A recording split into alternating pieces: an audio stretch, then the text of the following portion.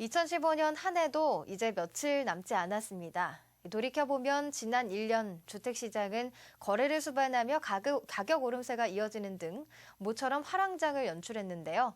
연말연시 계절적 비수기라고도 하지만 그래도 거래에 나서는 분들이 계실 겁니다. 연말 주택시장 악재는 무엇이고 또 호재는 어떤 것들이 있는지 오늘 살펴보도록 하겠습니다. 정기영 해설위원 함께했습니다. 안녕하세요. 네, 안녕하십니까? 네. 먼저 2015년 주택시장 어땠는지 좀 어떻게 정리할 수 있을까요? 네, 금년 주택 시장을 한마디로 정리하면 매매 시장은 9년 만에 찾아온 화랑기로서 이 거래량과 매매 가격이 동시에 많이 상승을 했고요. 전세 시장은 한마디로 매물이 없어서 그냥 별따기였다, 이렇게 요약을 할 수가 있겠습니다. 매매 가격은 작년에 발표된 각종 활성화 대책 그리고 이 저금리 전세난과 맞물리면서 이 전세가율이 높은 폭으로 오른 곳을 지역 대상으로 이 매매 가격 상승폭도 상당히 커졌습니다. 예를 들면 그 가격은 금년 1월부터 10월까지 보면 한 5.18%가 상승해서 작년 2.72% 상승에 비하면 약 2.46%포인트가 올랐습니다. 그리고 거래량도 한 68만 건으로서 작년 58만 건과 비교할 때 한 18% 정도가 더 증가한 것으로 나타나고 있고요. 이 전세 시장도 이사철에 관계없이 계속 고공행진을 보였습니다. 2000년 전세난은 외환위기라든지 금융위기 이후로 이 공급이 줄면서 발생을 했는데 지금 같은 경우는 전세 물량이 월세로 전환이 되면서 전세 매물이 줄어가지고 많이 전세가 상승했다 이렇게 볼 수 있고요. 또 하나는 재건축 이주 수요가 상당히 늘어난 것도 원인이 되겠습니다. 이러한 전세 문제는 서울에서 촉발이 돼서 신도시라든지 인근 수도권까지 전이가 됐고요. 전국적으로 아파트 호당 전세값이 금년에 한 2,100만 원 정도 올랐는데 서울 같은 경우는 한 5천만 원 정도 오른 것으로 나타나고 있습니다. 네. 그런데 이제 최근 집값 흐름을 보면요. 좀 조정 국면에 들어가고 있는 것이 아닌가 하는 생각이 드는데요. 어떻게 보시는지요? 예, 지난주 주간 동향을 보면 아파트 매매 가격이 서울 같은 경우 한 0.02% 오른 것으로 나타나고 있습니다. 이것은 1월 1주차 이후에 가장 최저치의 상승폭을 보이고 있습니다. 그리고 서울 재건축도 계속 그동안 값이 많이 올랐는데 근래에는 많이 이제 떨어지고 있습니다. 그래서 지난주 같은 경우 0.09%가 하락해서 2주 연속 내림세를 보이고 있다. 이렇게 정리가 되고요. 이러한 것들은 주택담보대출에 대한 여신심사 선진화 가이드라인이 발표되고 나서 서울 아파트 시장이 많이 썰렁해졌다. 이렇게 볼 수가 있습니다. 신도시도 역시 미미하고 경기 인천도 보합세를 이뤘습니다. 반면에 전세 가격은 서울이 0.13%가 상승하고 신도시, 경기 인천 모두 약간의 오름세를 보이고 있습니다. 결론적으로 매매 시장이 근래에 들어서 좀 가라앉았다 이렇게 볼 수가 있는데 아까 말씀드린 그런 가계 부채에 대한 또는 대출에 대한 그런 제도도 있겠지만은 12월은 원래 계절적인 요인도 많이 작용하게 돼 있습니다. 그래서 이런 것들이 맞물려서 일부 좀 가라앉고 있는데 혹자는 이것은 이제 조정 국면에 들어간 거 아닌가라고도 우려를 하고도 있습니다. 네. 뭐 정리를 해보면 떨어진 지역도 있고 좀 상승폭이 줄어든 지역도 있는데 뭐 내년 주택 경기나 집값을 보는 시각도 이전보다 조금 악화됐다는 느낌을 많이 받습니다. 뭐 앞에서 말씀해주신 것처럼 여신심사나 대출 규제 관련 이야기도 해주셨는데 뭐 계절적 요인도 있겠지만 이렇게 환경적인 요인들이 좀 나빠지고 있어서 이런 현상이 나타나는 건가요? 지금 1,200조 원에 달하는 이제 가계 빚을 좀 줄여야 된다 그래서 지난번 가계대출 가이드라인이 발표가 됐는데요. 이것은 수도권은 내년 2월부터 시행이 되고 지방 같은 경우는 5월부터 이제 시행이 되게 됩니다. 거기에다가 미국의 이제 금리 인상이 시작이 됐는데 이것은 7년 동안 제로금리에 이제 막을 내렸다 이렇게 볼 수가 있는 것이죠. 결국 주택 마련을 위한 돈줄이 줄어들면 이 주택 시장도 이축될 수밖에 없고요. 그러다 보면 이것이 가격 하락으로도 이어질 수가 있겠습니다. 한편 전세 시장에 대한 우려도 또 계속 나오고 있는데요. 네. 집을 사려던 수요자들이 매매를 미루고 계속 또 전세로 살게 되면 이 전세 수요 때문에 결국 전세값이 더 올라갈 수 있는 거 아니냐. 거기다가 내년도에도 그 재건축 이주 수요가 많기 때문에 이 전세에 대한 우려는 지속되고 있습니다. 근래에 그 부동산 114가 그 소비자를 대상으로 설문조사를 해봤습니다. 내년도 상반기에 부동산 값이 어떻게 될 것 같느냐 질문을 했더니 응답자 중 그 한 43.9%가 상반기 부동산 경기가 좀 하락할 것이다. 이렇게 좀 부정적으로 바라보고 있고요. 네. 단지 전세값은 한 56% 정도가 오를 것이다. 이렇게 전망을 했습니다. 그래서 전반적으로 지금 그 소비자 심리도 내년도에는 그리 썩 시장이 밝지가 않다. 어느 정도 가격 조정을 하지 않겠는가 하는 우려의 시각이 적지 않은 것 같습니다. 네. 전세값이 오를 거라고 전망하고 있는 배경은 왜 그런 거죠? 전세값이 지금 오르는 것은 네. 그동안에도 많이 올랐는데요. 어차피 이게 이제 매매로 좀 전환되던 것이 매매가 지금 좀 줄어들고 있지 않습니까? 게다가 이 공급이 갑자기 전세는 늘어날 수가 없습니다. 그래서 시장의 그런 수요를 뒷받침해 줄 수 있는 그 공급이 부족하기 뒷받침 안 되는 때문이군요. 것이죠. 네. 예. 뭐 앞에서 금리 이야기 잠깐 해주시기는 했는데 뭐 미국이 기준금리를 올리기는 했지만 한국은행이 우리나라가 바로 금리를 올리지는 않을 거다라고 이야기를 하긴 했는데 그럼에도 불구하고 조금 시장이 예민하게 반응하는 것 같다는 생각이 드는데요. 어떻게 보십니까? 네, 원래 그 한국은행 총재는 그 금리 인상에 앞서서도 미국이 올린다고 해서 우리가 따라 올리지는 않는다라고 이야기를 했었습니다. 네. 이 과거 사례도 보면은 2004년도에 그 7월 달에 미국이 금리 인상을 시작을 했습니다. 그런데 우리나라는 그해 8월, 11월에 오히려 금리를 내렸습니다. 그리고 결국에는 미국이 금리 인상을 한 이후에 15개월 만에 우리가 이제 금리를 올린 사례가 있습니다. 네. 또 반대로 미국이 이제 금리를 급격히 내린 게 2007년도에 있었는데요. 우리나라는 그로부터 한 13개월 뒤에야 금리를 내린 사례가 있습니다. 그래서 이 금리를 미국이 올렸다고 해서 우리가 바로 따라가지 않으니까 이거 걱정할 우려가 없다. 이렇게 보는 것은 약간 다른 차원의 이야기고요. 지금 현재 우리는 금리를 쉽게 올릴 수도 그리고 쉽게 내릴 수도 없는 그런 또 처지에 있다. 이렇게 볼 수가 있는데요. 예를 들어서 수출 부진 그리고 경기 침체 같은 걸 생각하면 지금 금리를 좀 내리는 게 바람직합니다. 그래서 금리를 내리면 이 장단기 금리차 확대로 해외 그 자금이 오히려 빠져나갈 수가 있고 이 가계부채가 증가하는 그런 그 좋지 않은 현상이 나타날 수도 있고요. 반대로 또 금리를 올리게 되면 이 가계 기업이나 이자 부담이 이제 커지겠죠. 그러면서 경기가 또 악화될 수도 있다.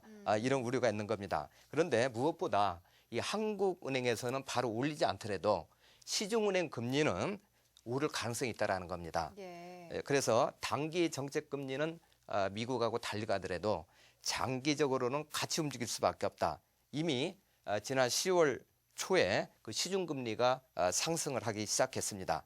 그래서 어차피 미국 금리가 오르면 우리도 시장에서는 그 반응할 수밖에 없다. 그래서 실제 서울 아파트 거래량도 그 전달보다 한 절반 수준을 좀 급감을 했고요. 지금 매매가 상승세도 상당히 이제 그 주춤을 하고 있는데요. 이런 그 심리적인 그 위축 현상은 최소한 내년 봄까지 이어지지 않을까 이런 생각이 듭니다. 네, 뭐 금리를 뭐 당장 올리진 않더라도 시간차를 두고 올리긴 하지만 장기적으로 보면 오를 거라고 생각하기 때문에 또 시장이 그렇게 반응을 하는 것이군요. 뭐 앞에서도 잠깐 이야기를 해주셨지만 이제 내년 2월부터 본격적으로 가계부채 대책이 시행이 되는데 이것도 상당히 시장에 악재로 작용을 할 것 같은데요. 예, 당연히 그 악재로 작용할 것입니다. 네. 지난 12, 14 가계부채 대책은 시장으로 악재로 작용할 수밖에 없는 것이 이 대출금을 거치 기간이 1년 이내로 줄어들고 또 곧바로 원리금 상환에 들어가게 되면 일단 수요가 이제 감소할 수밖에 없겠죠. 거기다가 대출해줄 때도 그 대출자의 그 소득을 또 면밀히 따지다 보면은 금액이 많이 줄어들 수가 있습니다. 그래서 이것이 내년 2월부터 수도권에서 시작이 되고 5월부터 이제 지방에서 시작이 되게 되는데요. 지금 보면 지방 같은 경우 이제 대구, 부산을 중심으로 이 광역시의 집값의 상승세가 지금 많이 이제 둔화가 되고 있습니다. 그리고 기타 지방도 상당히 그 약세로 돌아선 상황인데 일부에서는 이제 본격적으로 좀 침체 기조로 가는 거 아니냐 네, 네. 이런 이야기도 벌써부터 나오고 있는데요. 그런데 전반적으로 보면 최소 1분기까지는 내년 1분기까지는 이런 그 수강 상태가 좀 지속될 것이다라고 보는 시각이 좀 크고요. 그런데 4월에 또 총선이 있으니까 이게 혹시나 가격이 크게 떨어지거나 뭔가 그 충격이 오면 안 되니까 정부에서 그런 부분은 어느 정도 조정을 하지 않을까. 그런 또 안도의 이제 그 시각도 있습니다. 그러나 그 지방 같은 경우는 총선 이후 즉 5월 달부터 어차피 이 가계 부채 대책이 시행이 되기 때문에 이 총선과는 좀 무관하게 이어질 것이다. 그래서 전반적으로 좀 관망세가 이어질 것으로 보고 있습니다. 네, 이 공급 과잉 같은 경우에도 이 공급 과잉 우려하는 목소리가 꾸준히 나오고 있는데 뭐 공급 과잉 때문에 2, 3년 후에는 집값이 하락할 거라고 이야기하시는 분들도 있는 반면에 또 일각에서는 그렇게까지 우려할 정도는 아니다라고 이야기를 하는데 어떻게 보시는지요? 네, 요즘에 이제 공급 강에 대한 우려가 상당히 크죠. 네. 지금 보면 올해 아파트 분양 물량이 한 51만 가구 정도로 지금 이제 추정을 하고 있고요. 이것은 2000년 그 이후에 지금 최대치가 되겠습니다. 작년도와 비교해서도 한 18만 가구나 이제 늘어난 상당한 수치인데요. 이러다 보니까 내년에도 금년에 또 인허가 받은 게 있어서 한 3, 40만 가구 정도는 또 분양이 될 것으로 지금 전망을 하고 있습니다.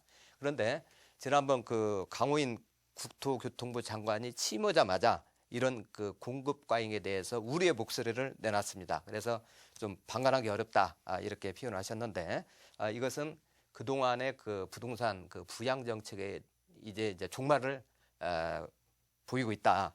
이제 막을 내렸다 이렇게 해석을 할 수가 있겠습니다. 근데 이제 건설사들이 그동안 이제 폭탄 분양했던 물량들이 내년도부터 이제 입주를 시작합니다. 그래서 당장에 내년도 입주 물량은 한 32만 가구 정도 되는데요. 이것은 2006년도 이후에 11년 만에 최대의 그 입주 물량이 되겠습니다. 2006년도에서 2007년도 사이에도 이런 이제 밀어내기 분양이 있었습니다. 과거에 그때는 이제 한 해에 한 31만 가구씩 쏟아져 나왔는데요. 그 당시는 분양가 상한제가 시행되기 전에 빨리 분양을 하자 해서 이제 물량이 많이 나왔었죠. 그런데 이 이후에 이제 금융위기를 가 오고 그러면서 일부 그 기존 계약자들이 반발을 하고 또 입주 거부 사례까지 있었습니다. 그래서 결국은 그 미분양 물량이 상당히 이제 나오게 됐었는데요. 2017년 이후도 이보다 더 위험스럽다 하는 지적들이 많이 있습니다. 실제 최근에 KB 부동산 지수를 보면은 16개월 만에 100 이하로 떨어졌습니다. 이것은 앞으로 부동산 시장이 좋지 않겠다라고 소비자들이 이제 판단하는 기준이고요. 또 한국은행이 설문조사를 받아보니까 응답자의 한 58% 정도가 한 2, 3년 안에 주택가격이 조정을 받을 것이다. 특히 지방 같은 경우는 한 83% 정도 응답자가 가격이 조정이 될 것이다. 이렇게 이야기를 하고 있습니다. 또 KDI에서 이번에 그 연구 보고서가 나왔는데요. 실증 분석에 의하면 지금 분양을 많이 하면 그거에 따른 그 미분양의 그런 결과는 한 3년 뒤에 이루어진다. 그래서 지금 1%의 분양 물량이 늘어나면 3년 뒤에는 한 0.3% 정도의 미분양 물량이 늘어난다. 그래서 2018년 이후에는 한 3만 호 정도의 미분양이 늘어날 수밖에 해서 좀 우려의 시각을 나타내고 있습니다. 반면에 일부에서는 내년 총선, 2017년 대선 때문에 그래도 큰 폭으로 하락하는 그런 사태는 없을 것이다 하는 또 시각도 있습니다. 예, 뭐 정리를 해주셨는데 부동산 시장의 악재들에 대해서 이야기를 해보고 있는데 뭐 금리가 오르고 대출이 어려워지면 좀 투자 수요도 위축이 되지 않을까 하는 생각이 드는데 어떤가요? 사실 지금 그 대출 규제 강화에다가 미국 금리 인상이 현실화되다 보니까 지난달 하순부터 거래가 뚝 끊겼습니다. 예를 들어서 이제 개포의 그 재건축 대표적인 그 아파트인데요. 그 주공 1단지 같은 경우는 보면 매매 가격이 한 2천만 원에서 한 4천만 원 정도가 떨어졌습니다. 그래도 지금 거래가 제대로 안 되고 있고요.